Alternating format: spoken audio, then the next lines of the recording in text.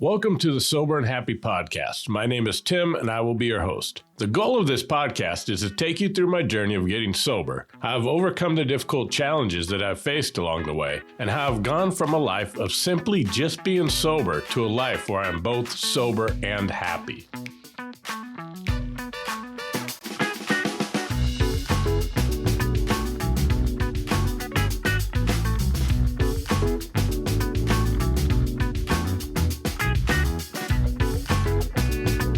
In this episode, I want to discuss the topic of rock bottom and whether it is necessary to hit your rock bottom to stay sober. Many people think they have to have a great event that qualifies as a rock bottom to get and stay sober. They think they need something like getting a DUI, losing a job, having a spouse leave them, getting evicted, or having a car repossessed. Maybe it's something even more serious like a lengthy jail or prison sentence or losing their kids. All of these things are very good reasons to take a look at your drug and alcohol problem. But if these alone were sufficient reasons for people to get and stay sober, no one would relapse afterward. Yet you hear story after story of people having what appears to be great reasons to quit drinking or using and picking up again knowing the consequences. When I went to rehab and then into 12-step programs, there's a lot of focus on needing to hit rock bottom. The book of Alcoholics Anonymous even says that most people won't do the work necessary unless they have hit rock bottom, and if they think they have not, to even suggest they go drink some more until they were thoroughly convinced. I would sit in meetings and question whether I hit my own rock bottom that was sufficient enough to stay sober. I'd hear people tell stories about drinking that progressed much further than mine, and I'd wonder, did I quit too early? Do I need more pain to stop for good? People would talk about getting 5 DUIs, and I would think, but I only got 1. Is that enough? Then people would ask me what my rock bottom was and what finally made me stop drinking, and I'd have to tell them, I honestly don't remember. You see, my story is a little different than many others on how I ended up getting sober. Let me give you a little backstory on what led up to the evening that I agreed to go into rehab. I was on the tail end of a 3-year bender. Not a got sober, relapsed, and went 3 years before sobering up again bender. I drank every waking moment for 3 years straight. The only job I could hold down was a morning bartending gig that allowed me to drink as much as possible while I served people who also drank in the morning.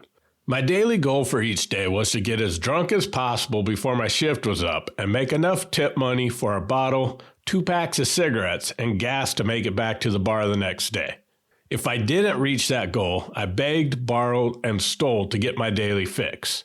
I had spent those 3 years couch hopping, and I could tell I was getting really close to wearing out my welcome where I was staying at. I had completely burned my life to the ground, yet I had no plans to get sober. I would go between the thought that any moment I could get motivated to going back to working full-time and turning everything around, to conceding to the certainty that I would die drunk and that moment wasn't too far off. One evening, my roommate knocked on my bedroom door, waking me up out of a drunken stupor, and told me my mom was there to take me to dinner. I didn't remember talking to her about going to dinner, but I lived in a constant state of blackouts, so this was not an uncommon occurrence for me. I never liked admitting to not remembering things like this, so I did as I normally do in this kind of situation and just went with the flow. I started to stand up and realized I was still hammered, so I sat back down, lit a cigarette, slowly got dressed, took a hit off the bottle, and headed out to my mom's car. I don't remember much of the drive to the restaurant, ordering the food, or what we talked about until my mom looked at me and started talking to me about going to rehab. I was not a mean drunk, but this was a topic that could easily set me off. I had the attitude that my drinking was not hurting anyone but me, and that how much I drank was my business, and other people need to mind their own business around this. I would make sure these conversations were unpleasant enough to the other person that they would likely never bring it up again. I thought my mom would know better than to suggest rehab to me. My anger level started rising, and my mind started racing. I knew she had been going to Al-Anon. Maybe the people there were telling her to put me in rehab. I kept thinking about why she would be listening to them instead of her own son. Didn't she know how much this would upset me? I felt betrayed. I wasn't saying anything, but my anger kept growing, and I excused myself to go to the restroom. I was in the bathroom thinking about the conversation I was going to have with my mom when I got back to the table. I was going to make sure she understood that I did not appreciate her pushing rehab on me, and also make sure that it was very clear we were not going to have this talk again. I splashed a little water on my face and got ready to walk out of the restroom, and my phone buzzed. I was waiting to hear back from a friend, so I paused to check my messages.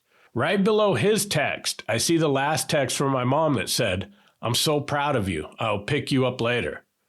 Curious now, I opened our text conversation and saw the text from me telling her I wanted to try to quit drinking, and if she would help me find a rehab, that I would go. My heart absolutely stopped. I imagined my mom sitting out on that table in the middle of the restaurant thinking all her prayers had been answered, and realized I was moments away from breaking her heart once again. This time in front of a restaurant full of strangers. The lie that I've been telling myself for years that my drinking was only hurting me dissolved at that moment, and for the first time, I had complete clarity on the person I had become. Memories of all the things I had done over the years flooded me, and for a moment I felt just a small sliver of the pain she had felt all those years. I couldn't believe that she had continued to stand by me through all this. I knew I didn't deserve it, and with this new clarity, I finally saw with my own eyes what unconditional love was.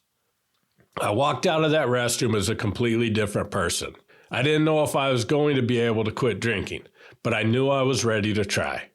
I sat down at that table and said, "Okay, Mom, let's talk about rehabs." As she sat there smiling and looking at me with a sense of pride in her eyes that I hadn't seen in a long time, I couldn't help but think about how close I was to us having a completely different conversation at that moment. I sent that text to my mom during a blackout. I don't know what my mindset was at that moment. I will never know what caused me to finally ask for help. For a long time, I wondered whether I had had a sufficient rock bottom when I can't even remember what it was. Then I finally realized that it doesn't matter and saw the flaws around the idea that we need to have an event so tragic that it causes us to never want to drink again. The problem with the rock bottom idea is that an alcoholic or addict's rock bottoms are never solid. The only true rock bottom is death. They are more like muddy bottoms because no matter how low we go, we could always dig more. Think back to all the things when you said, "If I ever do this, I am done." I had a long list of those type of things that gradually got more serious. Drinking in the morning, driving drunk, getting a DUI, ruining a relationship, getting fired from a job, getting my truck repossessed, getting evicted, getting arrested and charged with a serious offense. I could rattle off a long list of things I said I would never do. Yet every time I drew a line in the sand and crossed it, I just drew another line further out. Some events in my life were enough to step back and in the moment say, "Okay, that's it." And there was even a few times I decided to quit drinking, but the furthest I ever got was 30 days. Every time, I eventually picked up the shovel and started digging again. Searching for a rock bottoms, I think, is a lot like digging an actual hole. If you ever dug a hole, you've probably experienced a moment like this. I remember digging some holes in my backyard for some tomato plants. Everything was going smoothly with the first few holes, but on the third one, after the first few shovelfuls of dirt, I heard the dreaded sound of the metal shovel hitting rock. Clank! My first thought was, that's it. I can't put a tomato plant in this spot as I put the shovel down. But after a few minutes, my thoughts started shifting. I really want to plant it here, and I really haven't even looked to see how big that rock is yet. Maybe it isn't that bad. So I picked the shovel back up and started scraping the mud off the rock. It was pretty big, but I figured I should give it a try. After a little bit of work, I was finally able to wedge the rock out of the ground. When you remove a large rock out of the ground, it leaves a big void where the rock used to be. I remember thinking, wow, that actually saved me a lot of digging. After I moved that first rock, any other rocks I came across didn't seem as bad, and eventually I didn't even pause when I heard the sound of a shovel hitting a rock. I knew how to wedge them out now, so I just got right to it. I realized this wasn't much different than hitting rock bottoms before I got sober. When I hit the first one, I thought, that's it, I'm done. Then I went back to explore a little more. I even found I could just wedge that rock out of the ground and keep digging. I convinced myself later it was worth it because I saved digging time by the void left in the ground after removing the rock. But those voids were the people in my life that wanted to help me that I pushed away. Once they were gone, it was easier to keep digging. And with each rock I removed from the ground, the next one seemed more manageable no matter how large it was. I just kept digging. All people are different. Some people hit that first rock bottom and say, nope, digging is not for me. Some people will rent a jackhammer and absolutely destroy every rock they come across, no matter how large it is. I think the one commonality is at some point we simply get exhausted from digging. Mine came from finally seeing the person I had become. It was a moment of clarity that finally anchored my why to wanting to quit drinking. I wanted to quit breaking my mom's heart. I think that moment is more powerful than any event I would classify as a rock bottom. That is the reason I believe finding your why is more important than trying to achieve a rock bottom sufficient enough to quit drinking. If you're struggling with discovering your why, I talk about it in episode 2 of this podcast, and I suggest you go back and listen to it. There's an old saying that the quickest way to get out of a hole is to stop digging. If you're struggling to get or stay sober and like me have that next, if I ever do this, that will be it, line drawn in the sand, I would suggest pausing for a minute, turning around, and looking at all the lines in the sand you have already stepped over. All the I will never do this convictions that you have set for yourself. All the if this ever happens promises that you have broken. And all the voids you have left in the ground from the rocks you have hit, removed, and kept digging. I would suggest writing them down. It has more impact when we take them out of our heads and put them on paper. It makes it harder to justify it. Think how you felt when you crossed each line, how you promised never to do it again, and how certain you were that the next line you drew was the one you'd never cross. Now think about how you will feel if you cross that next line. With all the evidence on paper of the previous lines you have crossed, can you be certain that you won't step over the next one? Is that the person you want to be? Are you the person you want to be today? If the answer is no, then why not put the shovel down and stop digging? You don't have to hit that next rock bottom. You have all the evidence you need just by looking back. The fact that you're listening to this podcast is enough evidence that you want to change. You just need to find a sufficient why to want to quit digging. Focus your effort on doing that instead of digging in search of a rock that you hope will be big enough. I read a quote that said, an empty kiddie pool and an empty Olympic diving pool both have bottoms. The difference is how far you will fall and how much damage will be done when you jump. You don't have to wait until the fall is big enough to completely break you. I know you want to be better. I know you can be better. And it all starts by putting down the shovel and deciding to start building a foundation instead of digging a hole. You can do this. You are worth it. Once again, if you haven't listened to the episode on discovering your why, go back and listen to episode 2 and start discovering the person you want to be, and more importantly, the person you're absolutely capable of becoming.